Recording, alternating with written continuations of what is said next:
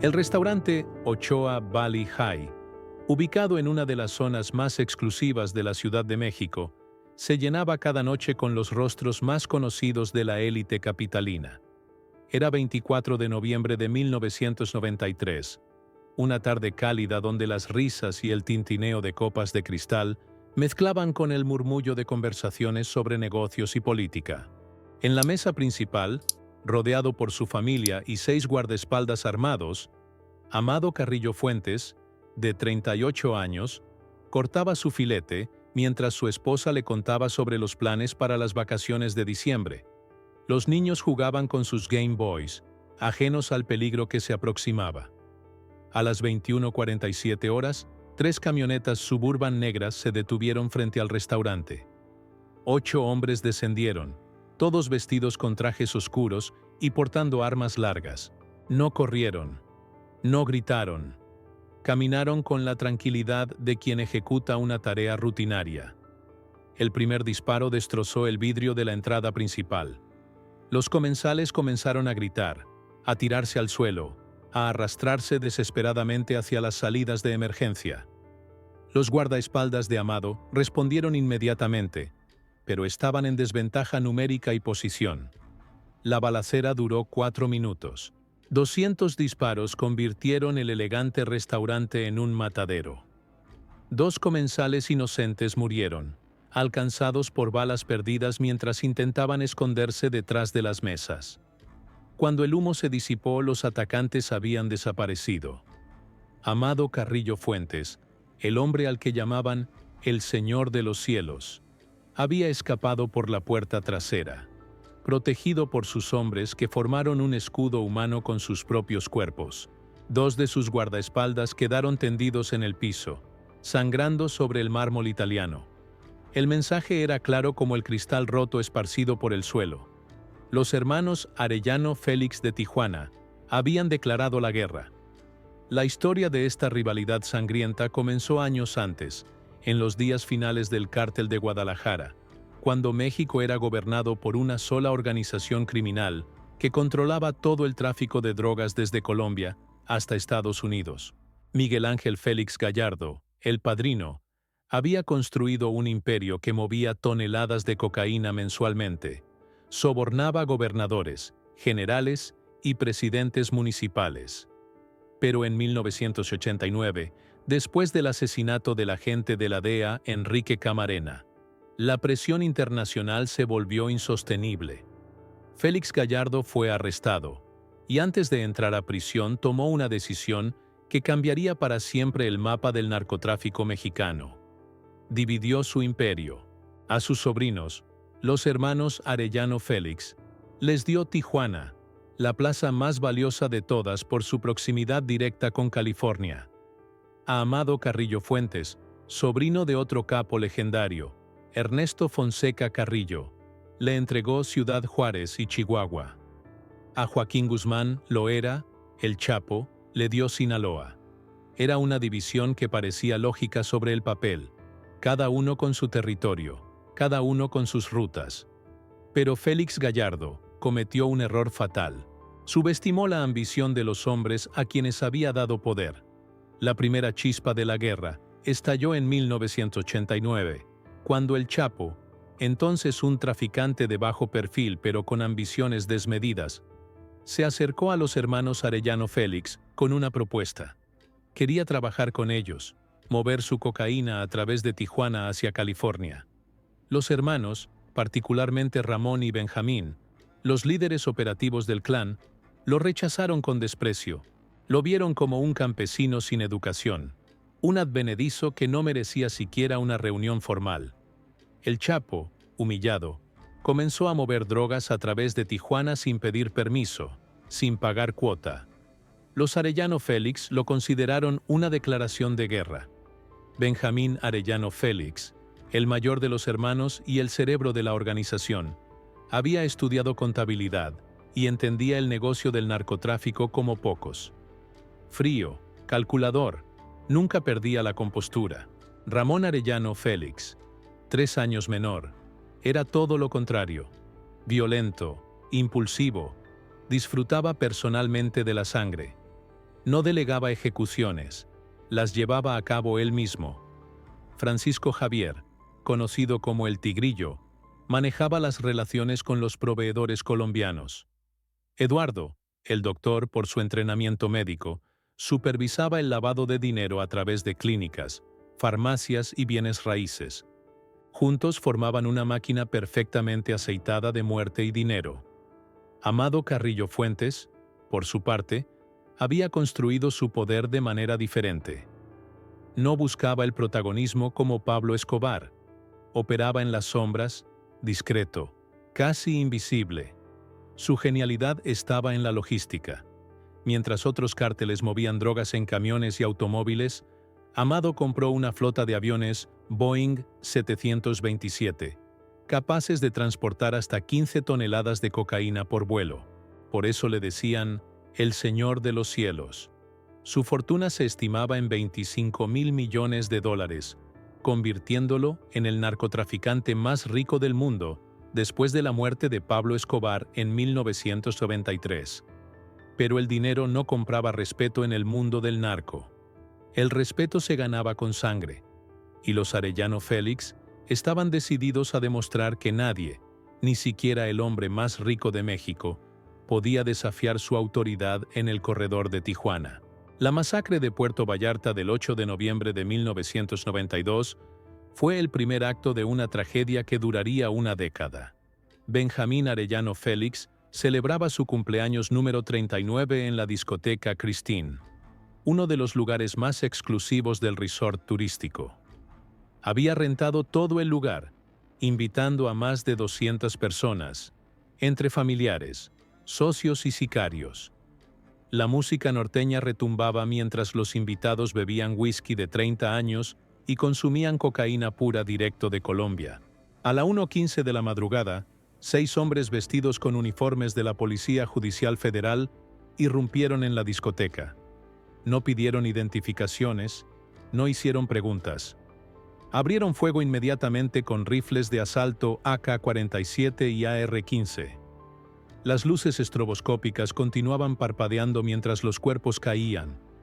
Las mujeres con vestidos de fiesta corrían descalzas, resbalando en charcos de sangre. Los hombres intentaban sacar sus armas, pero los atacantes tenían ventaja posicional. Disparaban desde la entrada, bloqueando la única salida. 9 personas murieron en los primeros 30 segundos. Otras 24 resultaron heridas.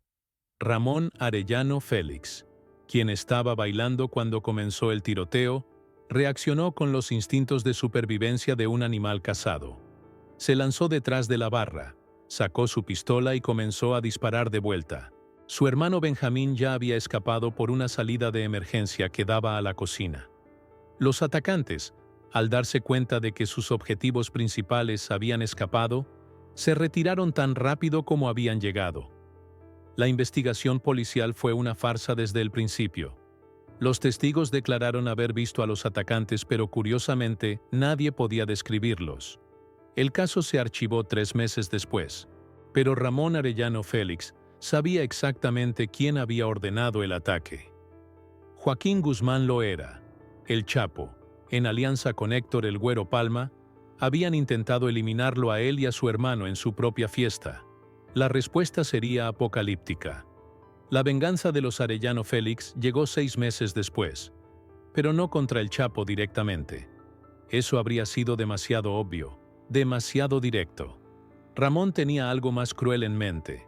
Contrató a Enrique Rafael Clavel Moreno, un narcotraficante venezolano de 32 años, guapo, encantador, con educación universitaria y modales refinados. Clavel tenía una misión específica: seducir a Guadalupe Leija Serrano, la esposa de El Güero Palma, y destruir al rival de los Arellano Félix desde adentro. Clavel pasó semanas aproximándose a Guadalupe, quien vivía en Guadalajara mientras su esposo se escondía de las autoridades. Le enviaba flores, la invitaba a cenar, le recitaba poesía.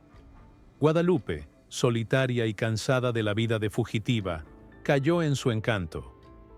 En abril de 1990, Guadalupe le confesó a una amiga que había conocido a un hombre maravilloso, que finalmente alguien la trataba como una reina. Una semana después, Clavel la convenció de que huyeran juntos a Venezuela, donde podrían comenzar una nueva vida lejos de la violencia de México. Guadalupe accedió, pero primero necesitaba retirar todo su dinero. El 12 de mayo de 1990, Guadalupe entró al banco, acompañada por Clavel y sus dos hijos pequeños, Natalie de 4 años y Héctor de 5 años. Retiró $7 millones en efectivo, el dinero que su esposo había acumulado durante años de tráfico de drogas. Abordaron un avión privado con destino a San Francisco, Venezuela. Nunca llegaron. Los detalles de lo que sucedió después son tan brutales que incluso veteranos agentes de la DEA tienen dificultad para hablar de ellos sin que se les quiebre la voz. En un hotel de San Francisco, Venezuela, Clavel amarró a Guadalupe a la cama. Le dijo que todo había sido una mentira, que trabajaba para los Arellano Félix, que su esposo había cometido el error de desafiar a los hombres equivocados. Mientras ella suplicaba por su vida, por la vida de sus hijos, Clavel sacó un machete. La decapitó lentamente, asegurándose de que sintiera cada segundo de agonía. Puso la cabeza en una hielera llena de hielo. Escribió una nota que decía, «Con cariño, los Arellano Félix», y la envió por mensajería a la casa de El Güero Palma en Guadalajara. Pero no había terminado. Tomó a los dos niños, Natalie y Héctor, que lloraban llamando a su madre, los subió a su automóvil y condujo hasta el puente La Concordia, uno de los más altos de la región. Los niños probablemente pensaron que se trataba de un paseo. Clavel los levantó, uno en cada brazo, y sin decir palabra, los arrojó desde 40 metros de altura. Sus pequeños cuerpos se estrellaron contra las rocas del río abajo. Natalie murió instantáneamente. Héctor sobrevivió al impacto inicial, con ambas piernas y la columna destrozadas, y agonizó durante 2 horas antes de morir. Las autoridades venezolanas arrestaron a Clavel una semana después. Lo condenaron a 20 años de prisión. Nunca cumplió la sentencia. El Güero Palma, destrozado por el dolor y la rabia, utilizó sus conexiones con el penal venezolano. Clavel fue encontrado muerto en su celda, apuñalado 57 veces. Nadie vio nada, nadie escuchó nada. El guardia de turno estaba inexplicablemente ausente. Pero el Güero Palma no se detuvo ahí. Rastreó a los 3 hijos adultos de Clavel, que trabajaban como sicarios menores para los Arellano Félix en Tijuana. Fueron secuestrados, torturados durante días y finalmente desmembrados vivos. Sus cuerpos fueron enviados a los Arellano Félix en partes, una extremidad a la vez, durante 3 semanas. La guerra se intensificó hasta niveles que México nunca había visto. En respuesta a la masacre de Christine, los Arellano Félix decidieron golpear donde más doliera. El 24 de mayo de 1993, el Aeropuerto Internacional de Guadalajara bullía con la actividad habitual de un sábado por la tarde. Familias esperando vuelos de vacaciones, hombres de negocios revisando documentos, turistas comprando recuerdos de último minuto. A las 15:41 horas, Joaquín El Chapo Guzmán salió de la terminal hacia el estacionamiento, rodeado por 4 guardaespaldas. Había llegado de Culiacán esa mañana, y ahora se preparaba para abordar un vuelo privado a Puerto Vallarta. Los hermanos Ramón y Benjamín Arellano Félix habían recibido información de un policía corrupto sobre el itinerario del Chapo. Desplegaron 15 sicarios alrededor del aeropuerto, todos armados con ametralladoras y granadas de fragmentación. La orden era simple: matar a El Chapo y a cualquiera que estuviera cerca de él. Lo que sucedió después fue un error que conmocionó a México y puso a los cárteles bajo escrutinio internacional sin precedentes. En el estacionamiento, 2 vehículos blancos casi idénticos estaban estacionados a 20 metros de distancia. Uno pertenecía a El Chapo Guzmán, el otro al cardenal Juan Jesús Posadas Ocampo, la máxima autoridad de la Iglesia Católica en Jalisco. Los sicarios de los Arellano Félix, confundidos por la similitud de los automóviles y actuando bajo presión, abrieron fuego contra el vehículo equivocado. El cardenal Posadas Ocampo recibió 14 disparos de rifle de asalto. Murió en el asiento trasero de su automóvil, su sotana negra empapada en sangre, mientras su conductor trataba desesperadamente de reanimarlo. Su chofer recibió 7 balazos, pero sobrevivió para identificar a los atacantes. La muerte del cardenal fue un error catastrófico para los Arellano Félix. La prensa internacional cubrió la historia durante semanas. El Vaticano exigió justicia. El gobierno de Estados Unidos aumentó la presión sobre México para capturar a los responsables. Joaquín El Chapo Guzmán, quien había escapado ileso de la emboscada, fue arrestado 2 semanas después en Guatemala, acusado falsamente de ser el autor intelectual del asesinato del cardenal. Fue sentenciado a 20 años en el penal de máxima seguridad de Puente Grande, Jalisco. Los Arellano Félix se vieron obligados a esconderse, operando desde casas de seguridad en Tijuana, moviéndose cada pocas noches. Pero la guerra estaba lejos de terminar. Con el Chapo en prisión, Amado Carrillo Fuentes se convirtió en el objetivo principal de los hermanos de Tijuana. Y Amado, a diferencia de El Chapo, no era un hombre que cometiera errores o dejara cabos sueltos. Decidió que si los Arellano Félix querían guerra, tendrían guerra total.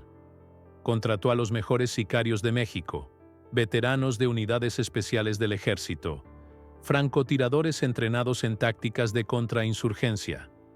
Pagaba $50,000 por asesinato exitoso de un miembro de alto rango de los Arellano Félix. $100,000 si el objetivo era uno de los hermanos. En octubre de 1993, utilizando información proporcionada por un infiltrado en el círculo íntimo de los Arellano Félix, los hombres de Amado emboscaron a un convoy que transportaba armas y dinero para el cártel de Tijuana.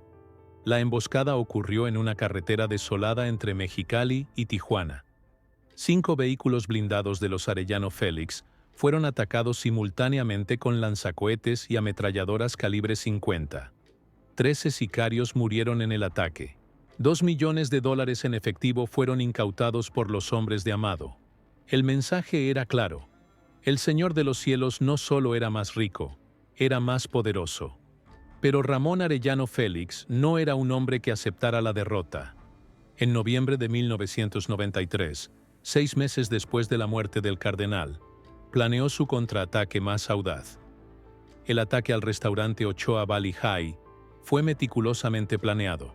Los sicarios habían vigilado a Amado durante 2 semanas, estudiando sus rutinas, sus rutas favoritas, los restaurantes que frecuentaba. Sabían que los miércoles Amado cenaba con su familia en Valley High. Sabían que llegaba siempre entre 20:30 y 21:00 horas. Sabían cuántos guardaespaldas lo acompañaban.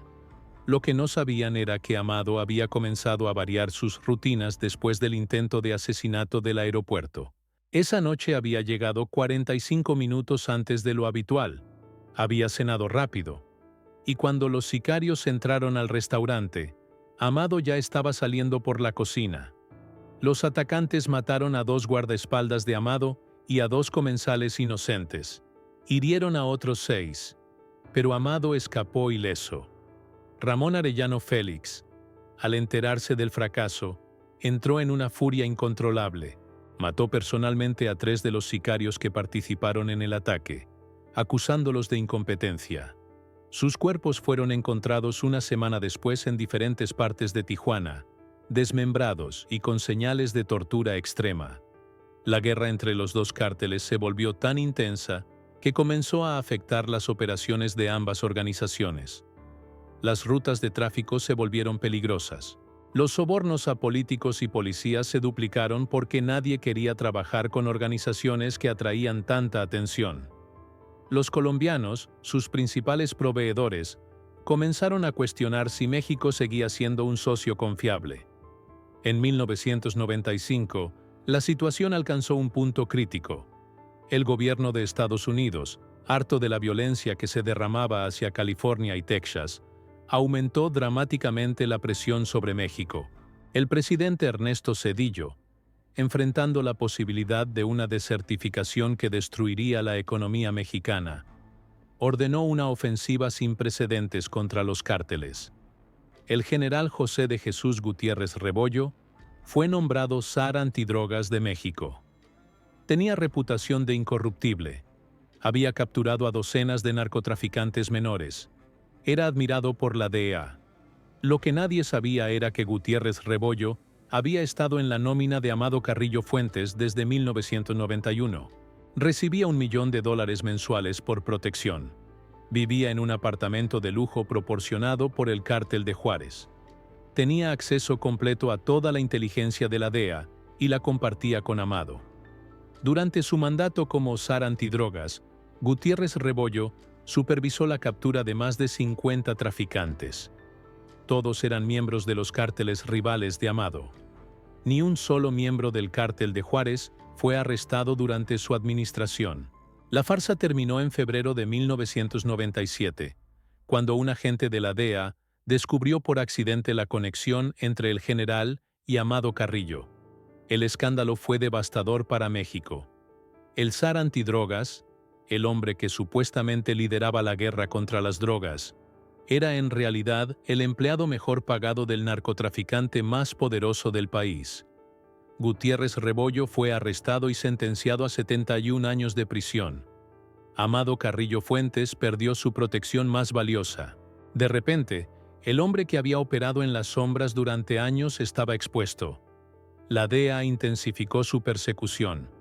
El gobierno mexicano, avergonzado por el escándalo, no podía permitirse ser visto como blando con Amado. Los Arellano Félix, al ver a su rival más débil que nunca, intensificaron sus ataques. En junio de 1997, Amado Carrillo Fuentes tomó una decisión desesperada. Desaparecería, cambiaría su identidad completamente, comenzaría de nuevo. Contactó a los mejores cirujanos plásticos de México, pagando honorarios obscenos por su discreción. El plan era someterse a una cirugía de reconstrucción facial completa y una liposucción extensiva. Cambiaría su rostro, su cuerpo, obtendría documentos nuevos y reaparecería como un empresario legítimo. El 3 de julio de 1997, usando el nombre falso de Antonio Flores Montes, Amado ingresó al Hospital Santa Mónica en Polanco, uno de los barrios más exclusivos de la Ciudad de México.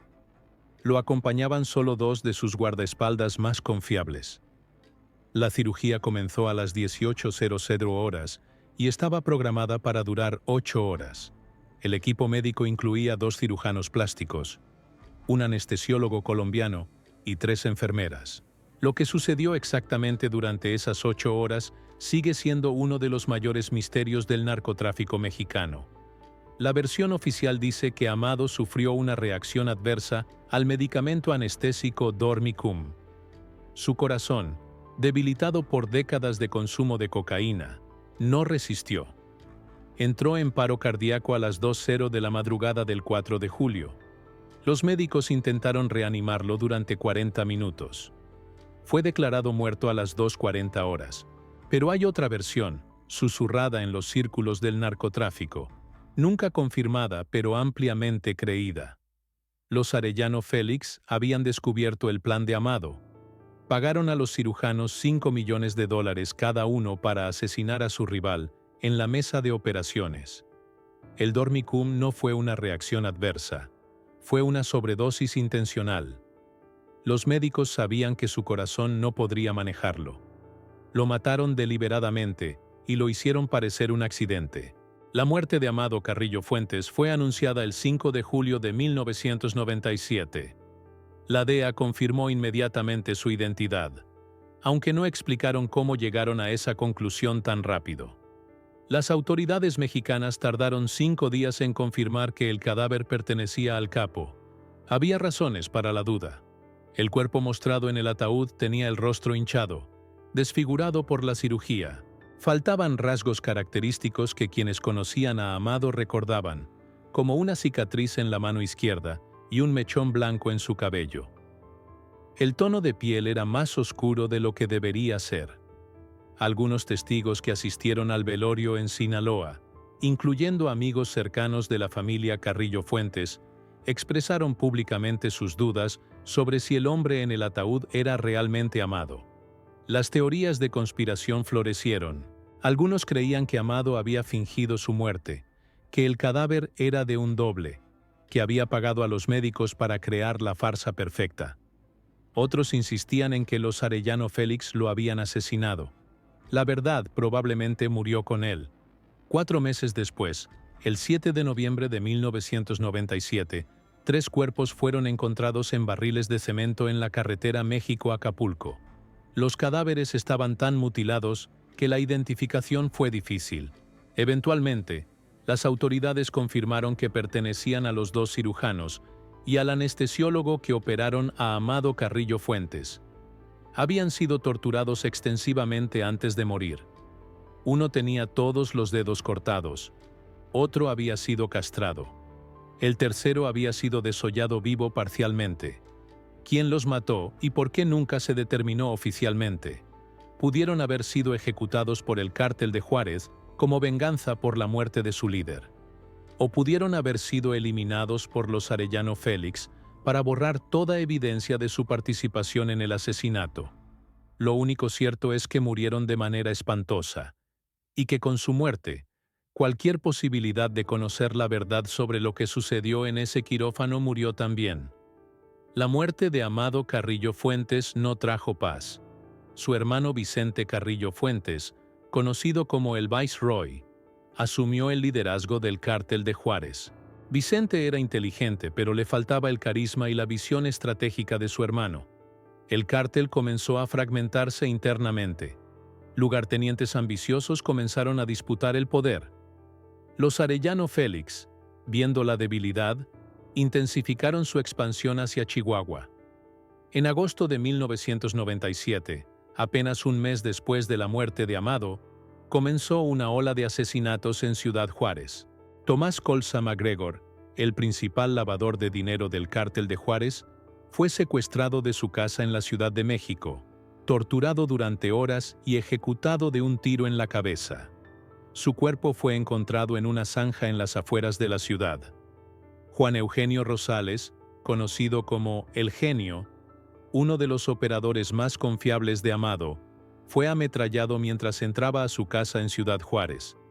Murió instantáneamente, acribillado por más de 40 balazos. En las siguientes 2 semanas, 5 miembros de nivel medio del Cártel de Juárez fueron asesinados en diferentes partes de la ciudad.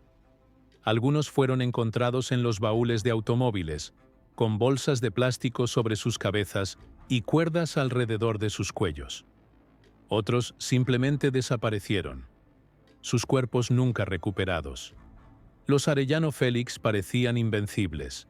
Controlaban Tijuana con mano de hierro, habían debilitado severamente al Cártel de Juárez y tenían conexiones políticas que los protegían. Ramón Arellano Félix se había vuelto cada vez más temerario. Ya no se escondía. Aparecía en restaurantes exclusivos de Tijuana con séquitos de 20 hombres armados, intimidando a cualquiera que se atreviera a mirarlo de manera equivocada. Benjamín manejaba el aspecto empresarial desde casas de seguridad, lavando cientos de millones de dólares a través de negocios legítimos. Habían reclutado a los narco juniors, hijos de familias adineradas de Tijuana, que buscaban la emoción del narcotráfico sin la necesidad económica. Estos jóvenes, educados en universidades privadas, se convirtieron en sicarios y operadores del cártel, añadiendo una capa de sofisticación a la organización. Pero su aparente invencibilidad era una ilusión. En enero de 2001, Joaquín El Chapo Guzmán escapó del penal de Puente Grande, supuestamente escondido en un carrito de ropa sucia. La realidad era más simple. Había sobornado a todos los guardias del turno nocturno y salió caminando por la puerta principal. Con el Chapo libre, la guerra se reanudó con una intensidad renovada. El Chapo propuso crear una federación de cárteles para destruir a los Arellano Félix de una vez por todas. Vicente Carrillo Fuentes, todavía resentido por el intento de asesinato contra su hermano y la ola de asesinatos posteriores, aceptó unirse. Ismael El Mayo Zambada, uno de los capos más respetados de Sinaloa, también se unió a la alianza. Los Arellano Félix enfrentaban ahora no uno, sino tres cárteles simultáneamente. El 10 de febrero de 2002, Ramón Arellano Félix cometió el error que le costaría la vida. Recibió información de que Ismael El Mayo Zambada estaba asistiendo al Carnaval de Mazatlán con solo 2 guardaespaldas. Era una oportunidad demasiado buena para ignorarla. Ramón viajó personalmente a Mazatlán con 8 de sus mejores sicarios. El plan era emboscar a El Mayo mientras salía del desfile.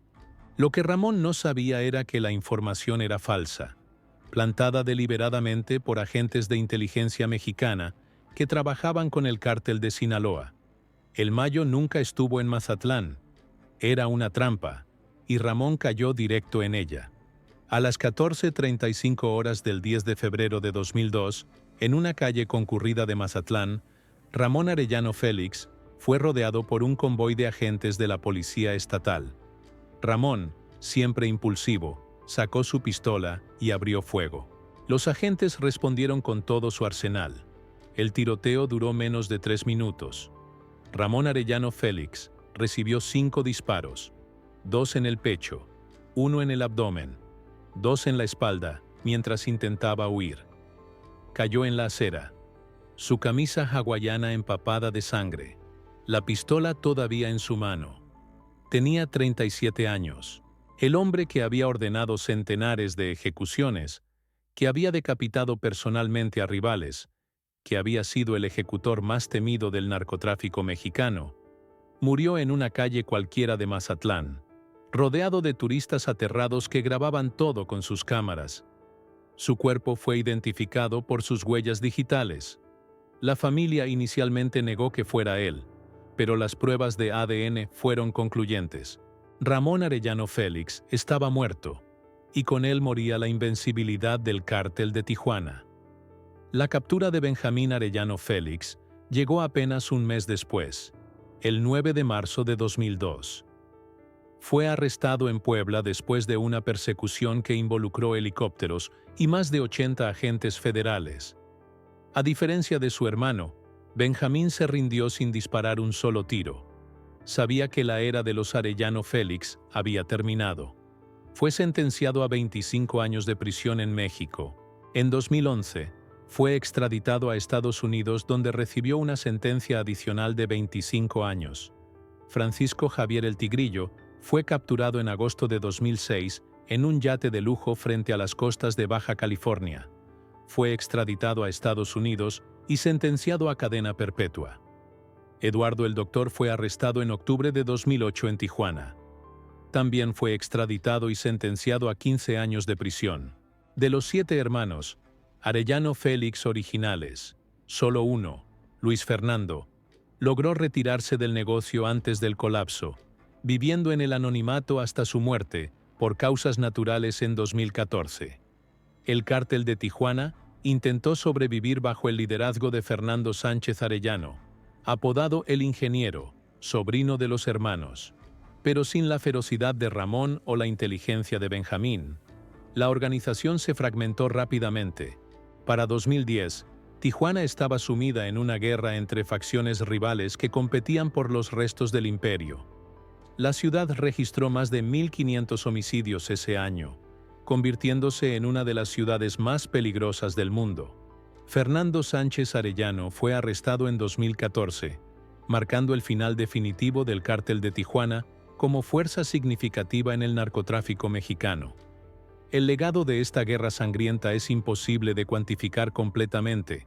Entre 1989 y 2008, se estima que murieron al menos 3.000 personas como resultado directo de la rivalidad entre los Carrillo Fuentes y los Arellano Félix. Sicarios, rivales, policías corruptos, inocentes que estaban en el lugar equivocado en el momento equivocado. Familias enteras destruidas. Ciudades convertidas en zonas de guerra. La economía de Tijuana y Ciudad Juárez sufrió daños incalculables. El turismo colapsó. Las inversiones extranjeras huyeron. Decenas de miles de personas se vieron obligadas a abandonar sus hogares, desplazadas por la violencia. Pero el costo más profundo fue moral. La guerra demostró que en México, durante décadas, el dinero del narcotráfico podía comprar absolutamente todo. Políticos, generales, jueces, gobernadores. El general Gutiérrez Rebollo era solo la punta del iceberg. Docenas de funcionarios de alto nivel trabajaban para uno u otro cártel. El sistema de justicia era una farsa. Las investigaciones se archivaban. Los testigos desaparecían. Los asesinos caminaban libres mientras sus víctimas se pudrían en fosas clandestinas. La guerra entre estos dos cárteles también cambió fundamentalmente la naturaleza del narcotráfico mexicano. Antes de los años 90, los cárteles operaban con cierta discreción. Sobornaban, amenazaban, mataban cuando era necesario, pero evitaban la atención pública excesiva. Después de la guerra entre Carrillo Fuentes y Arellano Félix, esa discreción desapareció. Los narcotraficantes comenzaron a operar abiertamente, desafiando al gobierno, matando a periodistas, decapitando rivales y colgando los cuerpos en puentes como advertencias. La violencia se volvió no solo un medio, sino un fin en sí mismo, una forma de comunicación, de establecer territorio, de demostrar poder. Los sobrevivientes de esta guerra cargan cicatrices que nunca sanarán. Vicente Carrillo Fuentes, el Viceroy, fue arrestado en 2014 en Torreón, Coahuila. Había perdido peso, se veía demacrado, envejecido prematuramente. En su declaración ante las autoridades, afirmó que nunca quiso la guerra, que solo intentaba mantener vivo el legado de su hermano amado. Fue sentenciado a 28 años de prisión. Los hijos de los Arellano Félix, algunos apenas adolescentes cuando sus padres fueron arrestados o asesinados, crecieron con el peso de un apellido que significaba terror. Muchos cambiaron sus nombres legalmente, se mudaron a Estados Unidos o Europa, intentando construir vidas normales lejos del narcotráfico. Algunos no pudieron escapar. Luis Fernando Sánchez Arellano, hijo de Enedina Arellano Félix, intentó revivir el cártel en 2018. Fue arrestado en Tijuana después de ordenar el asesinato de 3 rivales. Tenía 24 años. Los agentes que lo arrestaron dijeron que cuando le preguntaron por qué había entrado al negocio, simplemente respondió: «Es lo único que conozco. Es mi apellido.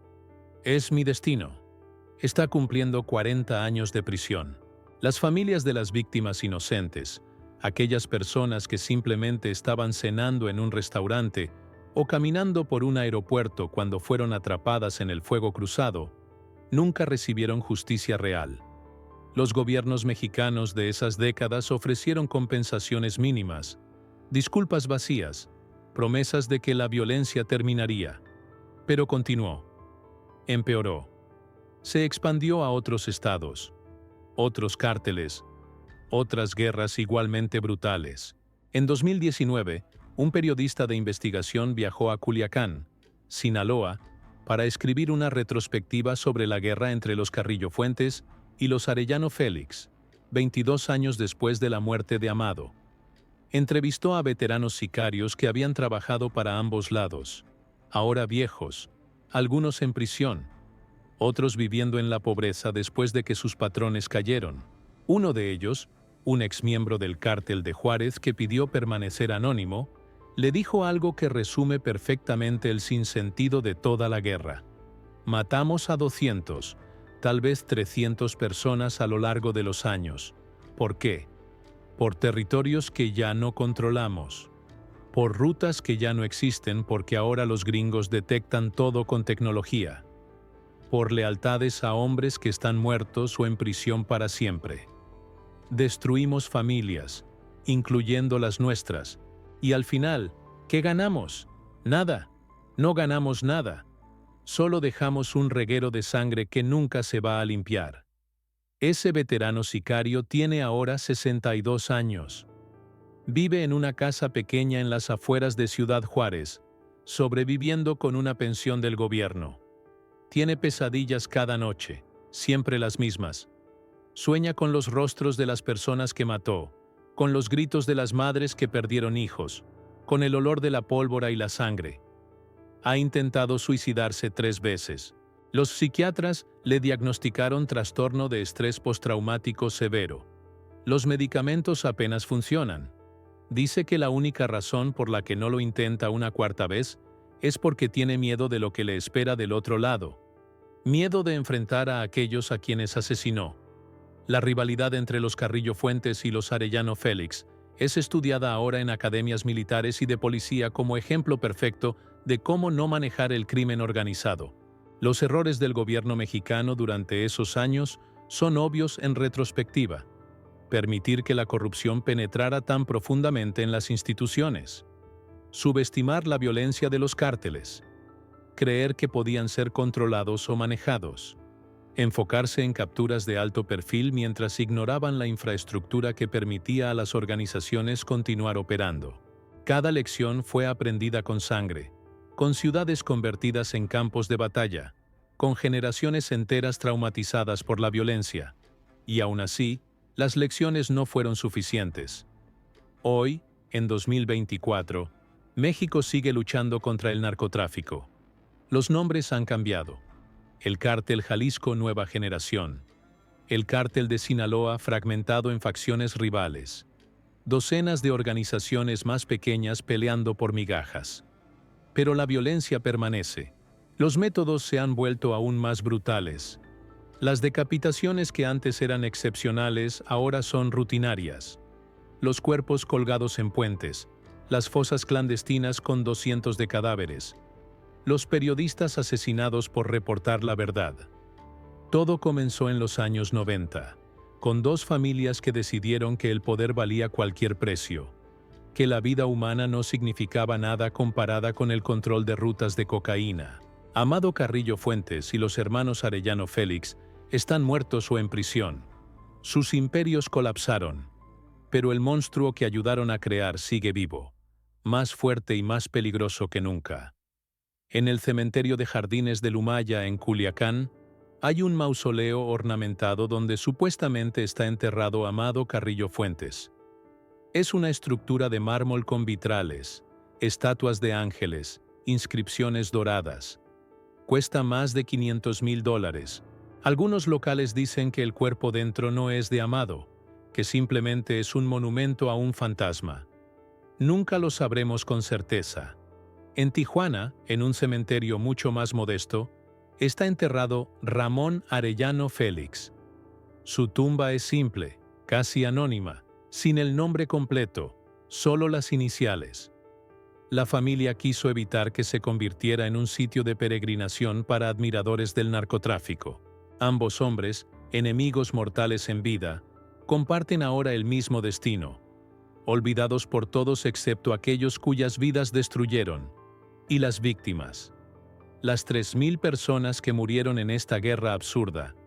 Los niños asesinados. Las madres decapitadas. Los inocentes acribillados. Ellos no tienen mausoleos de mármol. La mayoría está enterrada en tumbas sin nombre, en fosas comunes, o nunca fueron encontrados. Nadie construye monumentos para recordarlos. Nadie cuenta sus historias. Son solo números en reportes policiales, estadísticas en estudios académicos, notas al pie en la historia del narcotráfico mexicano.